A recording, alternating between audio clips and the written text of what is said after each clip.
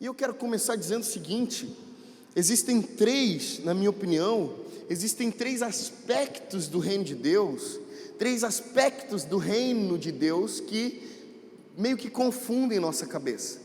O primeiro deles é o que o Antigo Testamento quase todo vai revelar de Deus.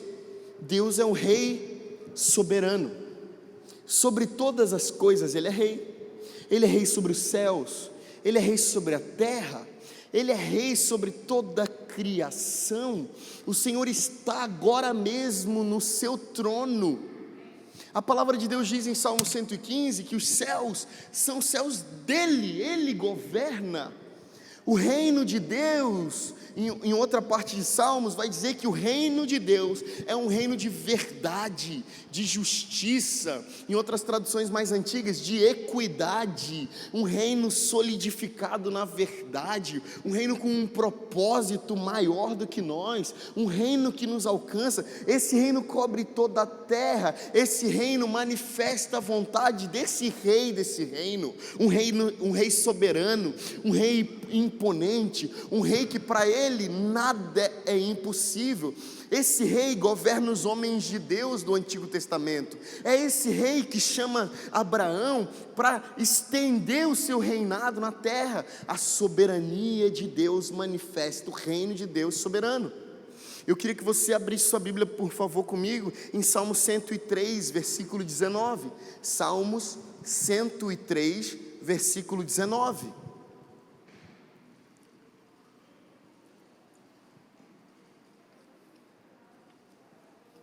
Salmo 103, versículo 19, diz o seguinte: o Senhor estabeleceu o seu trono nos céus e como rei, o que, gente? Olha para cá para o telão e vocês vão ler comigo. Como rei o que? Ah, não é possível. Vamos lá. O Senhor estabeleceu o seu trono nos céus e como rei o que? Então o reino de Deus é soberano. Esse reino manifesta um rei que, porque tudo é dele, ele reina sobre tudo que existe. Esse é o nosso Deus. Essa é a compreensão, inclusive, veterotestamentária do reino de Deus. A pessoa do Antigo Testamento não consegue compreender esse reino que nós conseguimos compreender. A pessoa que está no Antigo Testamento, na dispensação da lei, ele não vai compreender muito bem essa questão de governo político, terreno, físico de Deus. Ela vai compreender um reino soberano, abstrato, um reino que na maioria das vezes não é visível, mas é expressado. Não é visível, mas é manifestado. Um reino que você não consegue ver o trono, você não consegue ver o rei, mas você consegue, por exemplo, perceber que toda a criação se inclina diante da glória desse rei. Esse reino que é violento no sentido de, ele é terrível, ele é terrível. E aí eu consigo lembrar agora de quantas vezes Deus se manifestou como um rei muito grande, muito terrível para nós. Esse rei estabeleceu que os mares se dividissem, para que o povo hebreu passasse em pés enxutos, pés secos. Esse rei poderoso, terrível, liberou do céu fogo que matou e fulminou 400 profetas de Baal, diante de um profeta de Deus. É esse rei soberano que a gente está falando aqui. É um reino presente. Esse reino de Deus governa agora tudo que existe. Esse rei sustenta o universo com a palma das suas mãos. Esse rei tem a terra como o estrado dos seus pés. Quem já ouviu falar disso? É desse rei que nós estamos falando. É esse aspecto desse reino veterotestamentário que nós estamos falando. É o reino presente. É o rei que agora nós sabemos que se ele fecha a torneirinha do ar, do zoe, da vida de Deus correndo nas nossas narinas, nos nossos pulmões, nós morremos agora mesmo. Malaquias capítulo 3, versículo 6, ele vai dizer, esse Deus vai dizer: porque eu, Deus, não mudo, eu sou imutável. Por causa disso, ou seja, por causa da minha imutabilidade, vocês não são consumidos. Olha que Deus terrível. Quem está aqui comigo? Olha que Deus terrível, olha que Deus majestoso, a glória de Deus. A gente vai ver, por exemplo, em Salmos, Davi era um homem que contemplava essa majestade e conseguia traduzir essa majestade em poesia e música de maneira grandiosa e gloriosa.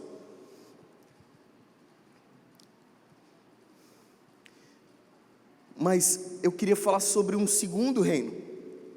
O primeiro reino é um reino presente, é um reino que a gente está vendo, é um reino que nos está à disposição a partir da contemplação.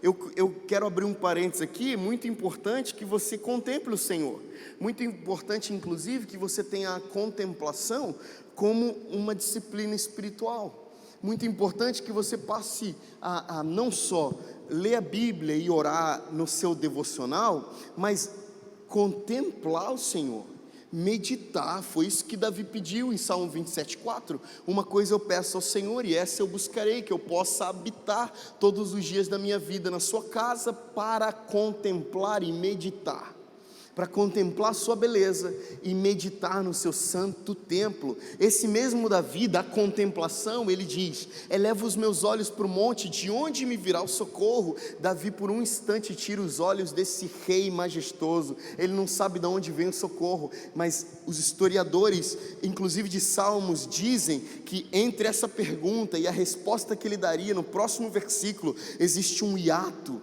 que nós chamamos muito bem de selá, um tempo para reflexão, e não se sabe quanto tempo Davi ficou pensando nessa pergunta, mas eu posso te garantir que não foi 30 segundos, Davi ficou algum tempo meditando nessa pergunta: eu elevo os meus olhos para o monte, de onde me virá o socorro?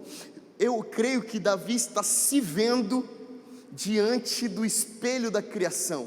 Ele está olhando para o céu, ele está olhando para as montanhas, ele está olhando para a criação, quão perfeita a criação, e diante disso ele se pergunta: de onde me virá o socorro?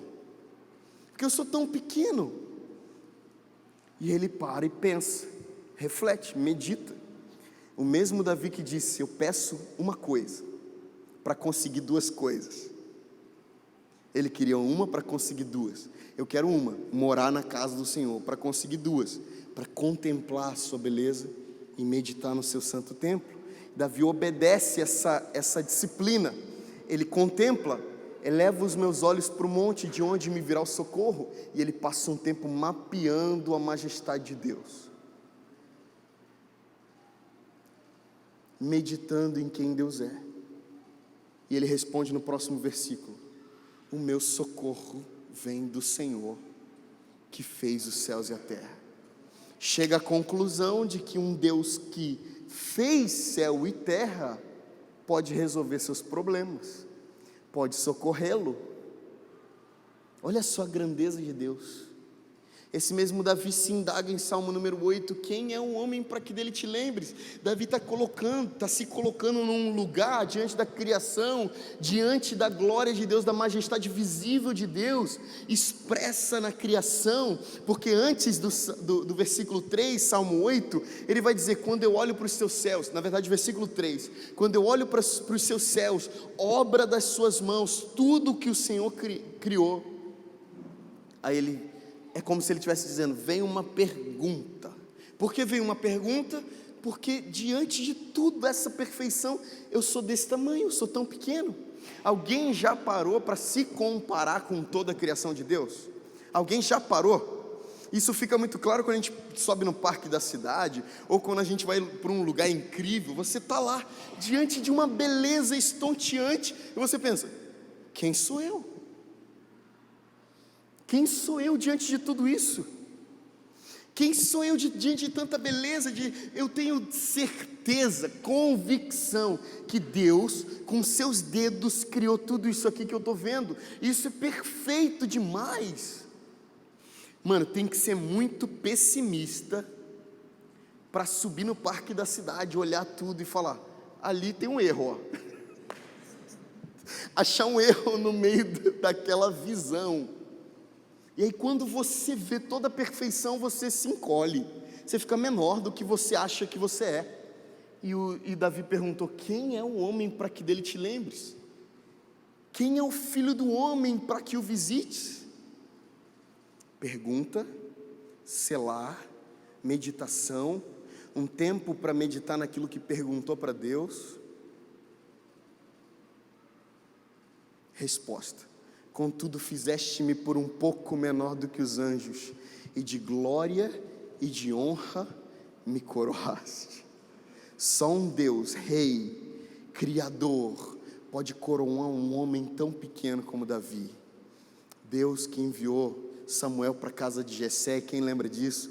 Para ungir Davi rei de um pedaço territorial geográfico de um reino onde ele é soberano sobre céu e terra. E o que Deus espera, quem está aqui comigo? Quem tá olhando isso aqui? Quem está entendendo? E o Deus que chamou Davi para governar um pedacinho, e não um mero pedaço, porque Deus disse para Moisés que Israel seria dentre todas as nações da terra a sua propriedade particular. Não é qualquer reino. Deus chama Davi para governar um pedaço territorial geográfico do seu reino inabalável, do seu reino majestoso. Porém ele espera, o que Deus espera de nós? Que aquele que vai governar um pedacinho do lugar onde é o seu coração, seja um homem segundo o seu coração. Então Davi esperava de Davi que ele fosse um homem segundo o seu coração, para governar uma nação que era a nação do seu coração. Majestade de Deus.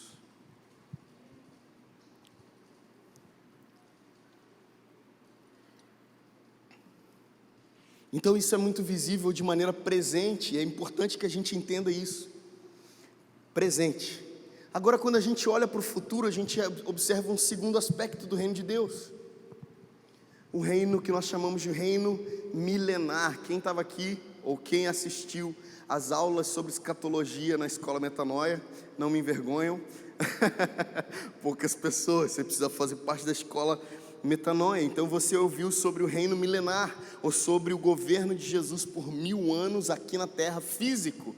E nós percebemos que a gente aponta, quando, na cronologia, no que diz respeito a esse assunto, reino de Deus, as pessoas do Antigo Testamento, quando ouviam os profetas messiânicos profetizarem sobre que chegaria o reino de Deus, eles já automaticamente ligavam com o reino milenar, porque eles não sabiam quando seria. Então eles imaginavam que quando o Messias viesse, ele estabeleceria um reino físico, ele estabeleceria um reino político, ele estabeleceria um reino de emancipação e de expansão geográfica.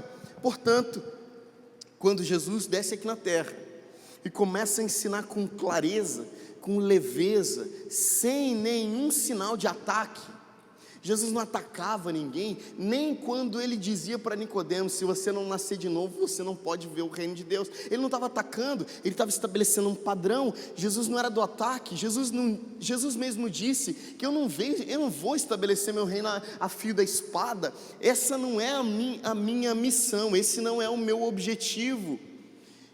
Isso confundiu os discípulos. Quem está entendendo o que eu estou falando? Por quê? Por que confundir os discípulos? Porque, poxa, todo o Antigo Testamento está falando sobre um rei poderoso, esse rei que abriu o Mar Vermelho, esse rei que tomou territórios por força, esse rei que demonstrou sua glória, sua grandeza, sua majestade. E agora profetas se levantaram, profetas homens de Deus, se levantaram para anunciar um Messias que viria estabelecer um reino. E agora, quando esse rei vem, e ele se diz ser o Messias, e não só ele se diz, mas nós cremos que ele é o Messias, por tudo aquilo que ele faz, e principalmente pela convicção que temos ao olhar nos seus olhos. Agora ele diz que não é bem assim. Os discípulos principalmente, você vai ver isso no comportamento de Pedro, os discípulos têm muita dificuldade de compreender tempo. É ou não é? Os discípulos vão falar: peraí, é agora que você vai estabelecer seu reino? Jesus diz: não. Depois, mestre, fala aqui baixinho para a gente, quando que o Senhor vai estabelecer seu reino? eles não estavam falando de um reino abstrato, eles não estavam falando de um reino soberano sobre céu e terra apenas, eles não estavam falando sobre um reino espiritual. Eles queriam ver o pau quebrar, as cabeças rolarem, as orelhas saírem para fora, como Pedro queria ao sangrar Malco, o soldado que ia prender Jesus.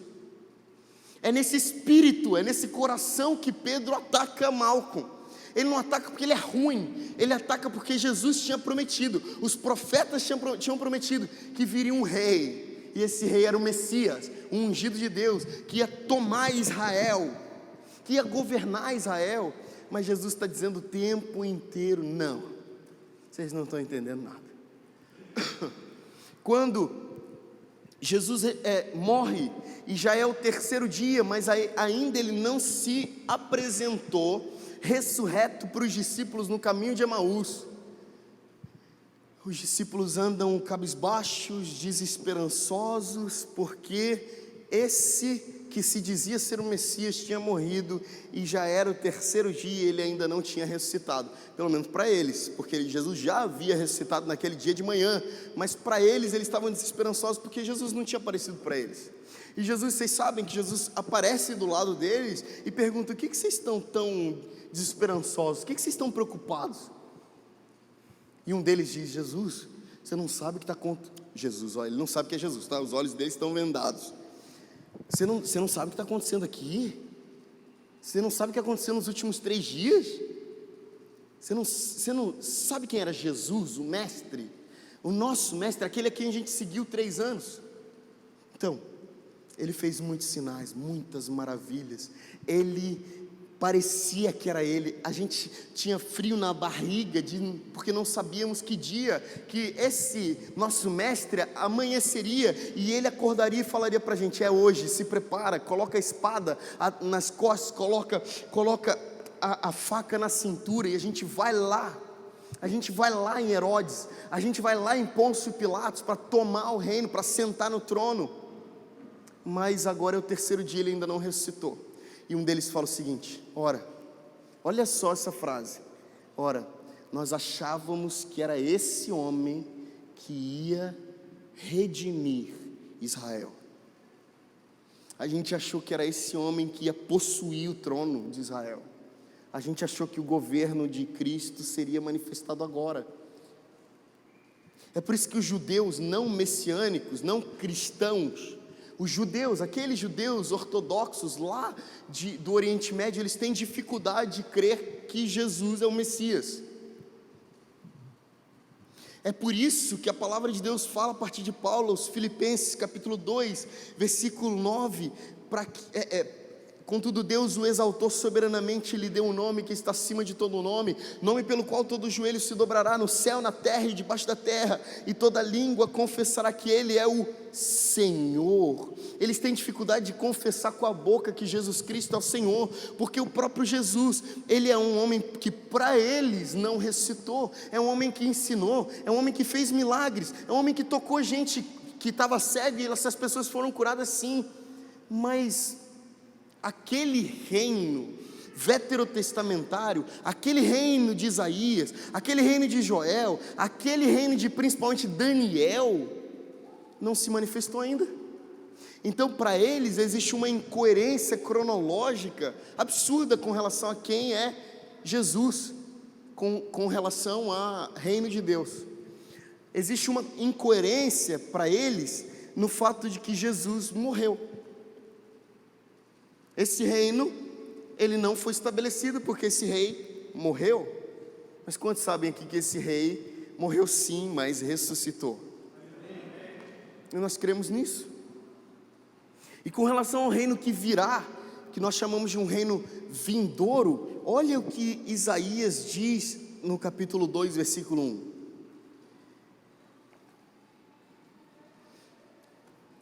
Eu estou indo rápido demais, está tudo bem aí? Está todo mundo entendendo? Espero que sim.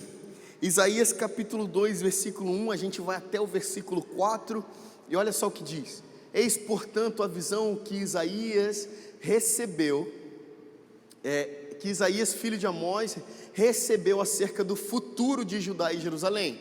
2 pontos, e agora ele começa a contar a visão. Nos últimos dias, o monte do templo do Senhor será estabelecido como principal, será elevado acima das colinas, e todas as nações correrão para ele.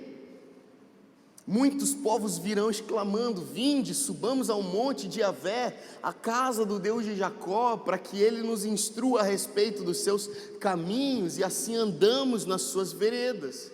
Andemos nas suas veredas. Com efeito, de Sião sairá a Torá, a lei, e de Jerusalém virá a palavra de Yahvé. O que ele está descrevendo aqui, o que Isaías está descrevendo, é o que nós cremos ser um reino milenar, um reino onde Jesus volta e encontra a igreja, os santos nas nuvens, os que morreram primeiro ressuscitarão, e agora Jesus Cristo aparecerá como um relâmpago que sai do Oriente e se mostra no Ocidente.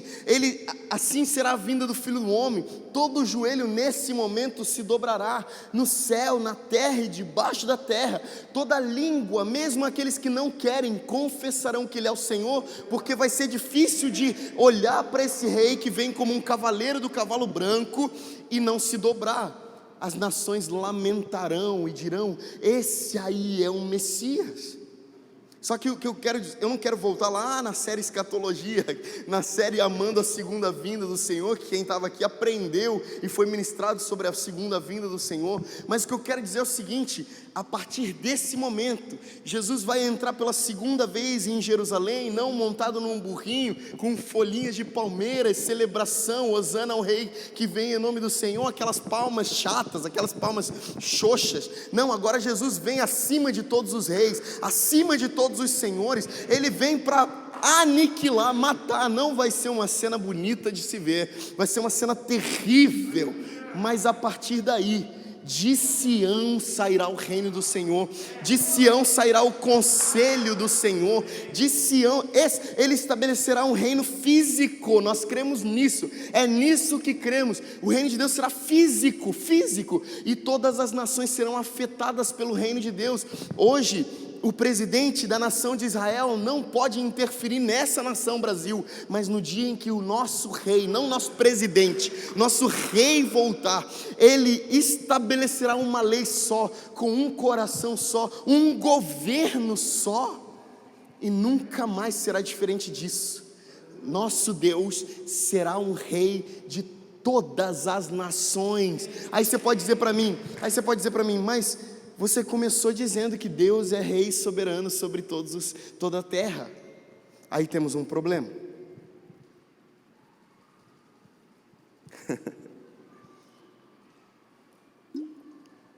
Aí temos um problema. Peraí, entre esse rei, temos um problema no que diz respeito ao nosso entendimento, porque com Deus não tem problema nenhum, amém? Mas no nosso entendimento existe um problema entre Deus ser rei de toda a terra, ok? E o reino milenar, onde Jesus vem governar a terra. Ué, peraí, mas se Deus vem se Jesus desce para possuir a terra e governar a terra, o que foi perdido para ele restaurar? Entre Deus ser o rei de todas as coisas e esse Deus precisar, entre aspas, descer para tomar os territórios novamente. O que se perdeu aqui? Faz sentido o que eu estou falando? Porque a gente não entende, a gente buga a cabeça. Por quê? Ué, mas se Deus é Deus, o rei soberano, por que ele vem estabelecer o reino? Por que precisa de estabelecimento? Por que a gente precisa de ampliação de território? Repete comigo: por causa do pecado. Repete comigo: por causa do pecado. Se você não entendeu ainda, a santidade daqueles que entraram no reino de Deus toma território para frente, faz a igreja avançar, faz o corpo de Cristo crescer, faz o corpo de Cristo ser aperfeiçoado. Porém, do outro lado, na outra polaridade, o pecado dentro do homem faz com que as trevas ganhem território. É por isso que Isaías disse para Israel, a partir de uma visão, a partir de uma profecia, Isaías capítulo 60, Israel, levanta e resplandece. Por quê? porque a glória do Senhor nasce sobre ti. E o que ele está querendo dizer? A terra está em densas trevas, o pecado ganhou território. Gente, eu tô resumindo muito isso aqui para não ser uma aula. Eu quero ministrar essa noite para vocês, para o seu coração, você sair daqui entendendo, mas recebendo no Espírito algumas porções com relação ao reino de Deus. Então eu estou resumindo muito, mas o pecado toma território. E aí a gente sempre se pergunta, eu já expliquei isso aqui, já doutrinei dessa forma, mas se Deus é rei sobre todas as coisas, por que as coisas estão assim, do jeito que estão lá fora? Por causa do pecado.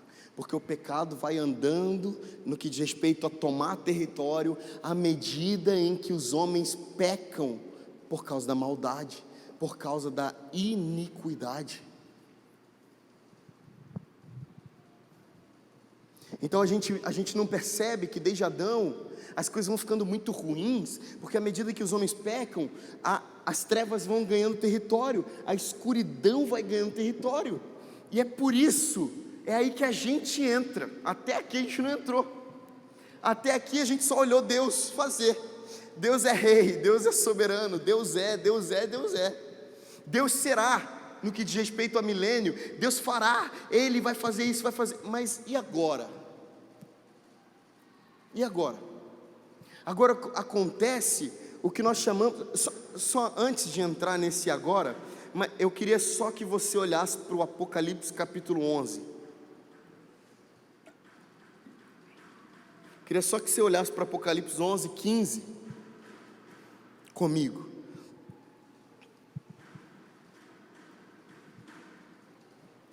Apocalipse 11, versículo 15. Antes da gente entrar no que acontece com a gente e o que acontece no governo de Jesus aqui, terreno presente, no reino que nós vamos chamar de messiânico, mas a gente ainda está falando sobre o reino milenário, o reino futuro. Olha o que vai dizer: então o sétimo anjo fez soar sua trombeta, e aconteceram no céu fortes vozes que proclamavam: o reino do mundo se tornou de nosso Senhor e do seu Cristo, e Ele reinará pelos séculos dos séculos. Então deixa eu falar uma coisa, apesar disso aqui ser bonito, demonstra esse problema na nossa mentalidade em relação ao reino de Deus. A gente não consegue compreender essas três facetas do reino. A gente não consegue compreender que um Deus que reina tudo vai precisar passar a reinar. É isso que Apocalipse 15 diz. Olha lá depois das aspas: o reino do mundo se tornou, passou a ser do nosso Senhor e do seu Cristo, e Ele reinará. Futuro. Espera aí, entre o governo de Deus sobre todas as coisas, como eu disse, e esse governo futuro, o que foi perdido aqui, e nós falamos, foi perdido território espiritual por causa do pecado. O homem pecou, e Paulo disse aos romanos: todos pecaram e destituídos, e fora estão do que? Do que, gente? E destituídos estão do que? Da glória de Deus. Da glória de Deus. O que é glória nesse contexto? Glória é luz, glória é brilho. Todos pecaram e estão separados da glória, estão nas trevas. O pecado ganha território à medida em que o homem peca. Então você imagina uma cidade santa, não Jerusalém, mas você imagina São Gonçalo, você imagina São Gonçalo santo, estaríamos brilhando para todas as nações verem, seríamos tochas acesas para o mundo inteiro, mas por que não somos?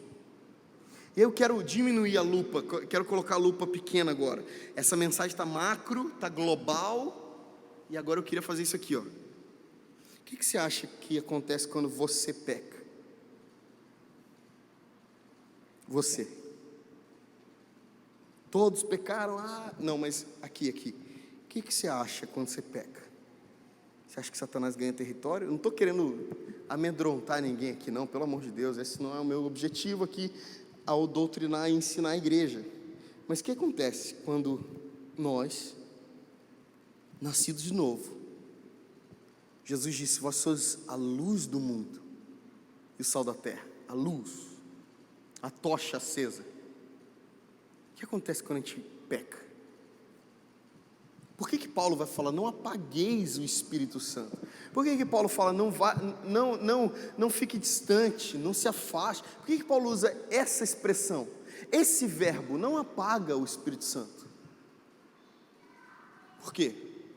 Porque a gente sabe que o pecado, ele ganha território geográfico, e ele é considerado como trevas, à medida em que o homem peca.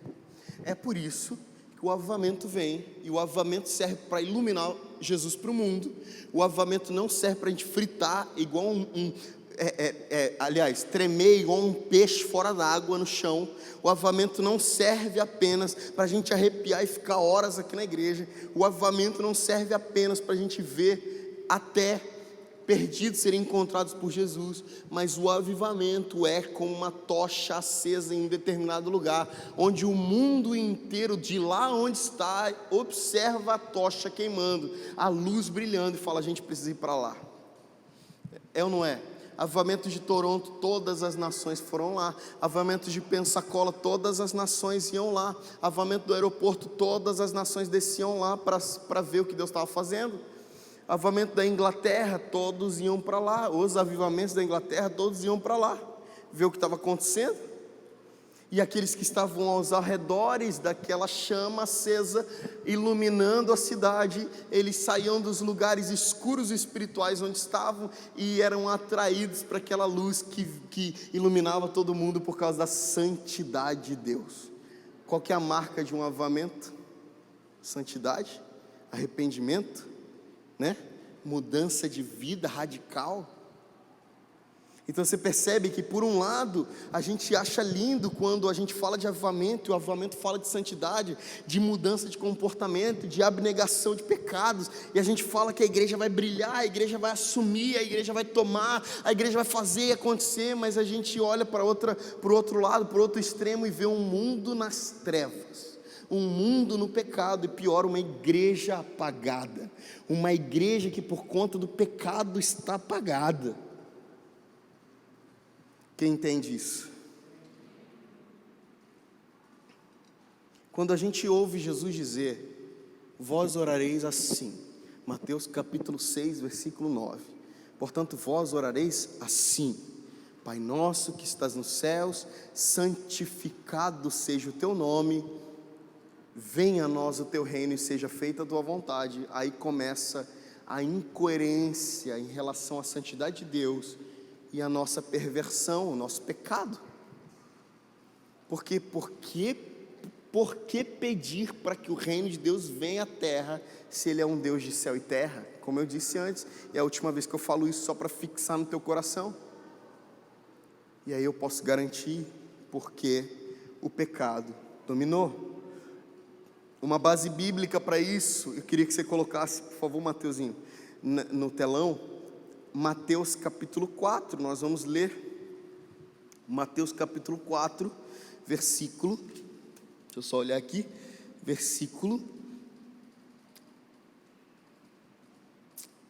8, Mateus capítulo 4, versículo 8, olha o que diz: tornou o diabo a levá-lo agora para um monte muito alto. Espera aí, só vamos contextualizar aqui, o que está acontecendo aqui? Tentação de Jesus. Jesus está 40 dias sem comer, sem beber, e Satanás aparece para ele, faz algumas ofertas, né? E nós sabemos que essas ofertas são bem indecentes, mas a última é a mais indecente de todas. Olha só o que diz: Satanás leva Jesus para um monte muito alto e mostrou-lhe todos os que, gente? Reinos. Satanás sobe com Jesus e fala assim, ó, tá vendo lá? Tudo meu, tudo escuro, tá vendo os pontos escuros?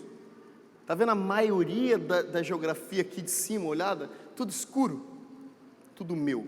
Eu tomei pelo pecado, eu desvirtuei o homem, eu convenci o homem para o pecado. A gente sabe que o Espírito Santo convence o homem do pecado, mas eu estou só conjecturando aqui, parafraseando o que ele disse.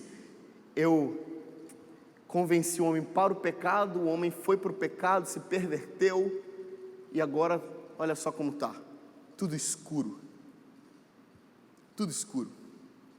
Você percebe que acima, estou imaginando uma conversa de Satanás com Jesus, você imagina, você olha, percebe Jesus, que acima, olhando para uma outra dimensão, para aquilo que a gente chama de regiões celestiais, você percebe que em cima de cada ponto escuro existe um principado, uma potestade, dominadores. Percebe isso aqui, Jesus? Eu te devolvo tudo esse reino, se você se prostrar e me adorar. O que ele estava querendo dizer? Eu deixo tudo isso aqui para o Senhor, e você vai poder, para você, e você vai poder clarear, iluminar tudo isso. Tudo vai ser teu. Satanás está mentindo. Por que Satanás está mentindo? Porque ele fala o seguinte, uma condição: se prostrado me adorares. Quando, olha só o que ele está presumindo, que Jesus ia se prostrar. Quando Jesus se prostrasse, Jesus estaria reconhecendo que Satanás é rei. E o que aconteceria? Satanás ganharia o direito de não só dominar tudo que ele já domina, mas ganharia o direito de dominar inclusive aquilo que ele não domina ainda. Satanás é o pai da mentira. Você está entendendo? E aí Jesus fala no versículo 10. Ordenou-lhe então Jesus: vai-te, Satanás.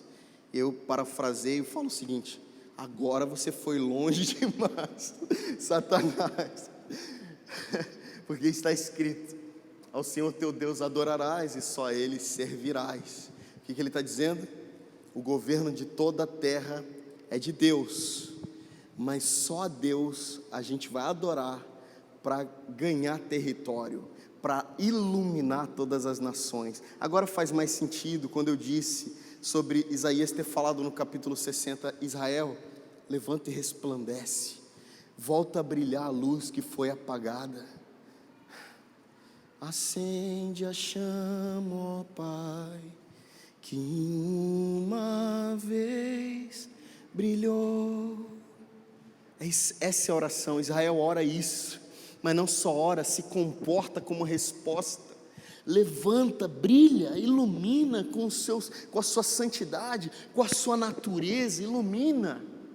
Porque temos um problema agora, irmãos.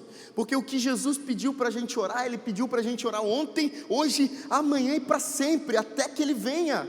Jesus pediu para a gente orar: venha o teu reino. Por quê? Porque quando a gente ora, venha o teu reino, e vive o venha o teu reino, nós estamos presumindo que nós queremos que os lugares escuros voltem a brilhar. E a glória da oração não é a palavra, a glória da oração é a vida.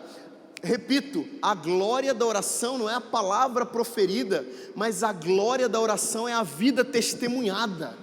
É a vida que testemunha. Repito pela terceira vez para você anotar, se você não anotou: a glória da oração não é a palavra proferida, a glória da oração é a vida testemunhada. É o quanto que você era cego e agora vê, o quanto que você era surdo e agora ouve, o quanto que você está crescendo e ganhando território com a sua santidade. Eu não estou falando que você está fazendo isso de maneira alguma, senão Jesus ia falar: digam uns para os outros, apareça, manifesta esse reino aí.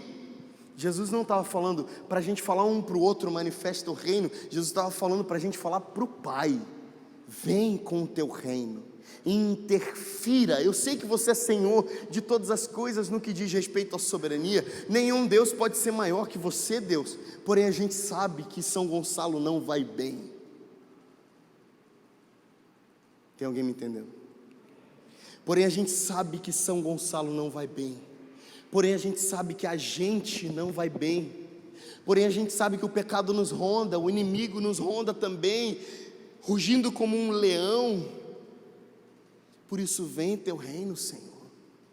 Por que eu disse que mais glorioso do que uma oração proferida, uma palavra proferida, uma vida testemunhada? Porque, novamente, a palavra não ordena para que a gente levante orações e essas orações brilhem. Não, a palavra está dizendo para que a gente brilhe, nós nos levantemos, a gente se manifeste. E não, não estou falando que a gente vai possuir nada, eu não estou falando que a gente vai manifestar. Deus não precisa de ajuda, Deus precisa de parceria. Deus não precisa, me dá aqui, Deus, um trabalho que você não consegue fazer. Não, Deus não pede para que a gente manifeste o seu reino, porque Ele não está conseguindo fazer isso. Ele está trabalhando com gente que já ilumina. Ele está, vamos lá, alguém me ajuda. Ele está trabalhando com gente que já ilumina, Ele está trabalhando com gente que já vive. Redil está estabelecida aqui nessa rua, nessa cidade, de propósito, com um propósito. Nós não queremos ajudar Deus a fazer coisa alguma, nós queremos trabalhar junto com Ele, numa parceria,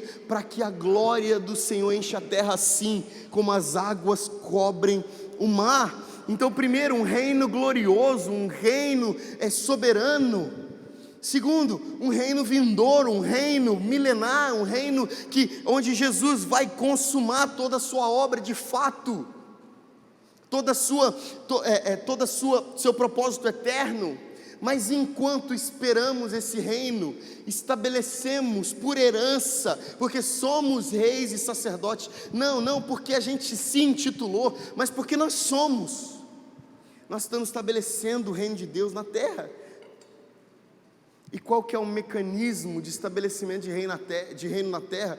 Qual que é a engrenagem? É a nossa vida. Homens como tochas, que por causa das orações vividas, testemunhadas, nós estamos nos tornando aquilo que oramos. Não está saindo da boca para fora. A oração que oramos é a concordância daquilo que já estamos vivendo, é o testemunho daquilo que já está acontecendo naturalmente. E porque já está acontecendo naturalmente, não dá para colocar uma lâmpada debaixo da cama, ela não foi feita para isso. Por conta disso, nós iluminamos tranquilamente, sem fazermos nada. Nós iluminamos.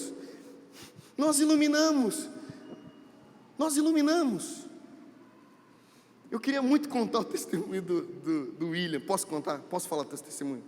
Você deixa? O William disse que estava saindo daqui da igreja esses dias. Eu falei, não é possível. Não, mano, pai da mentira é Satanás, para de mentir para mim. Ele falou, não, é verdade, aconteceu. Ele falou que ele estava saindo daqui, ele estava andando para o Alcântara, e ele está chegando perto da delegacia, e 2 policiais daquela, como é que é, sei lá, presente, como é que é? Não entendi nada, então é isso. São Gonçalo presente, falaram assim, ei brother, ei, não é? Se eu tiver errado, você me avisa. Vem aqui. E ele falou, já era, perdi. Ele já foi assim, ó. Brincadeira. Já foi colocando a mão na parede, brincadeira. Eles falaram, vem aqui.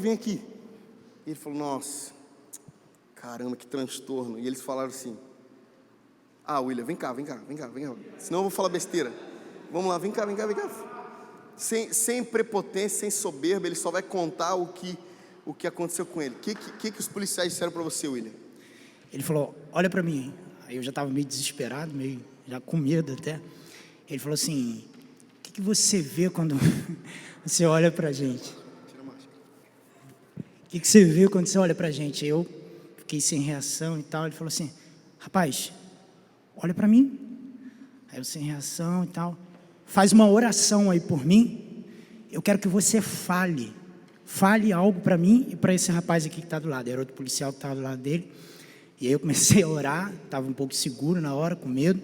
Comecei a orar, desesperado, né? E quando terminei de orar, liberei algumas palavras para ele e falou assim, era isso, eu queria que você falasse. Aí bateu no meu ombro e falou assim, você está saindo daqui, abençoando a vida de 2 pessoas. Existe uma luz em você. Vai lá, não precisa fazer nada não, só vai embora. Uau! De verdade, eu pedi para que ele contasse o testemunho, né? Por quê? Porque, cara, isso é extraordinário. O policial te para, você está tremendo a perna, ele fala de Deus para mim, fala alguma coisa, a gente precisa, ora por nós, tem uma luz em você. E você fala, não é possível, isso é muito utópico, é romântico, é um estilo de vida, é um sobrenatural que não acontece todo dia. Beleza, Mas quantas vezes na semana alguém fala, mano, cara, me dá aí um conselho, mano, o que você acha? Porque eu tô meio abatido. Ah, pelo amor de Deus, com quem que já aconteceu isso no último mês? Alguém já te pediu um conselho? Alguém falou, cara, me libera alguma coisa e fala alguma coisa para mim? Olha quantos. De maneira ordinária, você está lá no teu trabalho, alguém do lado, cara, tô meio triste, mano, não sei o que fazer. E você com Jesus, Evangelho, Reino de Deus, tudo dentro de você, você fala, ah, mano, foi mal, que pena, hein? O estabelecimento do Reino de Deus fala sobre, no extraordinário, a gente curar os enfermos, ressuscitar mortos, ter cultos maravilhosos, mas no ordinário, acender luz. Acender luz. Quando vocês forem orar, orem assim: venha o teu reino aqui, como é no céu. Estabelece teu reino aqui, como é no céu. E aí, gradativamente, nós vamos acendendo luz, acendendo luz, acendendo luz, acendendo luz. E aí você pode dizer para mim, utopia. Aí eu vou te perguntar para você, por quê? Aí você vai responder, porque assim, quando Jesus voltar, Ele mesmo disse na parábola da viúva incessante, porventura quando o Filho do Homem vier, encontrará fé na terra? Então você está falando que a luz vai acendendo, até que Jesus volta num lugar claro, sendo que as nações estarão escuras? Sim, eu vou dizer para você o seguinte, à medida em que as densas trevas tomarão toda a terra, nós experimentaremos uma igreja que brilha como nunca antes. Gente, não vai acontecer um descende por semana, não vai acontecer, não é extraordinário, não é uma conferência de avivamento, isso vai acontecer, vai fazer parte, mas não é sobre isso aí. Sabe o que vai acontecer? Eu creio nos últimos dias uma igreja simples, ordinária, sem muitos seguidores no Instagram, se levantando e acendendo luzes em lugares remotos, em lugares de extrema escuridão, o testemunho de Jesus estabelecido naquele lugar, pessoas aos pés de Jesus, e sobre a colheita que nós estamos falando há anos, e sobre a colheita de almas que nós vamos colher. A igreja vai fazer isso por intermédio da glória de Deus, a partir daquilo que cremos ser a oração que Deus nos ensinou. Venha o teu reino, estabelece aqui o mesmo padrão do que é no céu. Reino de Deus estabelecido. E se você cresceu numa teologia triunfalista, aprendeu sobre uma teologia do impossível, do sobrenatural, do vai dar tudo certo, deixa eu falar uma coisa para você. Jesus, ele não é, por essência, alguém revolucionário, visível, extraordinário. Jesus nunca vai trocar qualidade por quantidade. Para as multidões ele cura, ele manifesta. Diante da multidão ele manifesta, mas para os discípulos ele libera legado. Para os discípulos ele dá constância, algo que será eterno. Para os discípulos ele chama mais perto, trata com veemência, não deixa passar coisinhas simples, nem pecados grandes, ele trata ali, porque ele sabe que ele trabalha com algo sustentável, porque é eterno. O que eu quero dizer com isso? Gente, para de achar que a gente está aqui, porque de repente essa igreja vai lotar, e o pastor Tom vai liberar, e os enfermos serão curados, e você vai ficar ali assistindo toda a grandeza, a banda inteira do louvor, a gente num outro lugar para 10.000 pessoas sentadas, a glória de Deus. Meu Deus, o que está acontecendo na igreja Redil? É um avivamento. Não, você não vai ficar sentadinho assistindo. Para a multidão, Jesus fala, mas para os discípulos, Jesus incute o reino de Deus. Para a multidão, Jesus fala, arrependam-se, porque chegado o reino dos céus. Para os discípulos ele fala, toda autoridade me foi dada nos céus e na terra. Mateus capítulo 28, toda autoridade me foi dada nos céus e na terra. Portanto, ide e fazei discípulos de todas as nações, Espírito Santo, ensinando-os a guardar todas as coisas que vos tenho dito.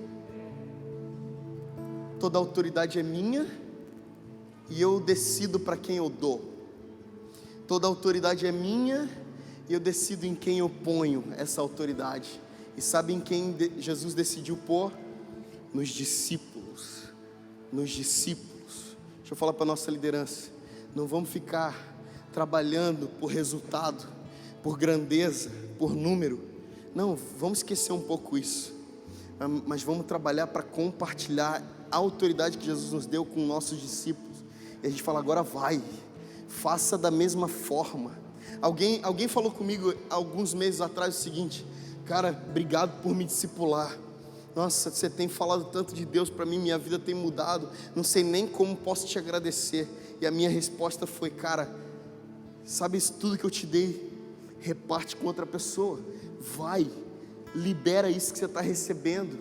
Sabe um pouquinho daquilo que eu te dei? Eu não te dei tudo, eu não mudei sua vida, mas pega esse pouquinho que você acha que mudou dentro de você e libera, faz discípulos igual você. E a coisa fica feia, né? Faz discípulos igual você. Aí você pensa: nossa, igual a mim vai dar ruim. Mas se você confia no Cristo que está sendo formado dentro de você, cara, você precisa ir e fazer discípulos. Porque não existe, eu não quero ser aqui crítico, ficar apontando para A ou B, eu não estou falando isso. Mas não existe avivamento eventual, existe avivamento processual. E a maneira com que Deus estabeleceu ou decidiu estabelecer seu reino não foi de maneira extraordinária, foi de maneira ordinária, como eu disse, foi de maneira cotidiana. Então, de verdade, não adianta pedir: vem o teu reino, se você ainda não se levantou e resplandeceu, porque não tem